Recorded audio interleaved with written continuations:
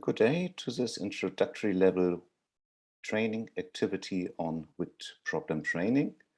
And the training objectives here is for you to get an initial understanding and experience on how to work with WICT problems. As a training activity, we will look into the example of the healthy school lunch case. Now, in this case, the school canteens do not longer offer unhealthy foods. As a consequence of that, children no longer buy their lunch at school canteens, but instead miss lunch, save their lunch money, or buy junk food at the shops on the way home from school. As an outcome, some children now eat even more unhealthy food than they did previously. Thus, all interconnections and social complexities need to be identified, discussed, and addressed as part of a coordinated strategy. Unintended consequences tend to occur even more frequently if the problem has been artificially tamed. That is, it has been too narrowly addressed and the multiple causes and interconnections are not fully explored prior to measures being introduced. Now, this is our starting assumption and case from which we will want to work. And as a group activity, the objective is to define what you would consider as a research problem in this case. You are then asked to derive your principal research question from the research problem. Think about the outcome expectations of the research. What would the research seek to achieve? And finally, who would be the stakeholders with whom you would need to engage? Now, this is a roughly 15 minutes activity. You should be forming small groups and appoint a presenter to debrief afterwards. Afterwards, you will be welcome back and the presenter is asked to present the outcomes for each of the groups. Now, to give you some idea about the potential outcomes of this training activity. While the research problem will remain unchanged, depending on the research question, the outcome expectation and the relevant stakeholders will vary. If the research question derived from the problem, for example, is what is it exactly in the healthy meals that students do not like, then our outcome expectation would be that we want to know what is wrong with the taste and feel of the healthy meals.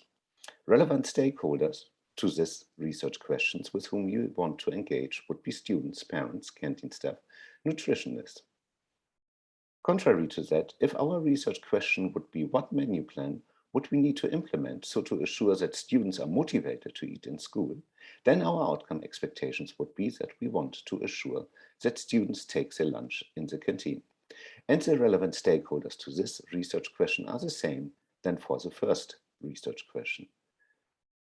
Now, the outcome expectations still might be the same, but the research question might change, as we see for the third case, where the research question would be, how can we prevent students to buy junk food at the shops on the way home from school? Now, and for this case, we have different relevant stakeholders, namely students, parents, canteen staff, nutritionists, as in the foregoing case, but also neighboring shop owners and the municipalities who might be engaged.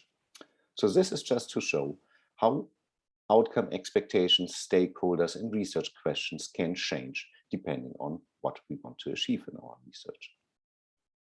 Now, which type of potential analytical approaches are at hand and to be used?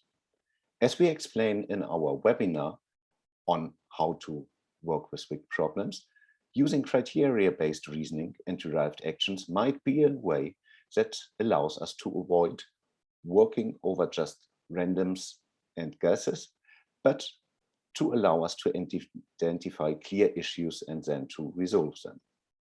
Now, if we work over criteria-based reasoning, then this approach might be very different to the initial way the case was described, as we want that our kids eat healthy, therefore the school canteen no longer offers unhealthy food. Now, this is a quick action, and as the initial case shows, it can backfire. However, if we use criteria-based reasoning in actions, then our way of work would be slightly different. We would perhaps starting with checking what food is being served at the canteen. This could then be followed by identifying the meals that are seen to be less healthy. That then would allow us to locate the ingredients that are seen to be less healthy and to seek out alternative, healthier ingredients that could provide the same taste. Based upon that, we then might want to engage with parents and kids to agree on a balanced weekly menu that makes use of ingredients that are still tasty and therefore kids would enjoy their meals. And ultimately, that all could change the weekly menu and collect regular stakeholder feedbacks and adapt further as appropriate. Now, this would be a way that shows on how to use a criteria-based reasoning, so to engage into this big problem and try to resolve it. With this, we hope that this training activity turns out useful for an initial experience on how to work with big problems. And if you want to take this further, then be welcome to look into our webinar on working with big problems, or also into other training opportunities, such as our advanced training course on working with big problems. Thank you very much for your attention, and we hope you take something useful out of this training activity.